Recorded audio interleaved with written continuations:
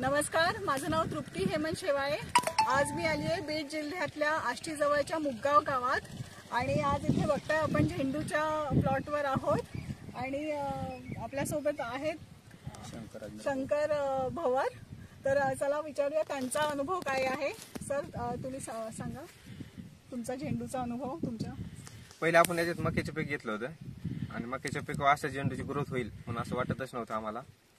आणि नंतर आम्ही झेंडूची लागवड केली आणि वेस्टेजचे जे प्रोडक्ट वापरले। कुठले कुठले वापरले तुम्ही? ते ह्युमिक वापरले, पुन्हा ते ॲग्रेटिव्ह वापरले, मॉस वापरलं, पुन्हा ते आपलं बुरशीनाशक आहे ते वापरलं, प्रोटेक्ट वापरलं। त्याच्यानंतर खूप अशी ग्रोथ चांगली आली आणि रासायनिक खताचा वापर न करता जैविक खताचा वापर केल्यामुळं जमिनीची सुपीकता बी वाढली आणि आपला हे प्लॉट बी एकदम चांगला आलेला आहे। अच्छा, आणि म्हणजे काय फरक आहे, तुम्हाला काय जाणवलं? पहिले काय व्हायचं, रासायनिक खताचा वापर केल्यामुळं खर्च भरपूर व्हायचा, 30 ते 40 हजार रुपये खर्च व्हायचा आणि ही जैविक खतं वापरल्यामुळं आपल्याचा खर्च बी कमी झाला आणि उत्पन्न बी जास्त वाढलेले।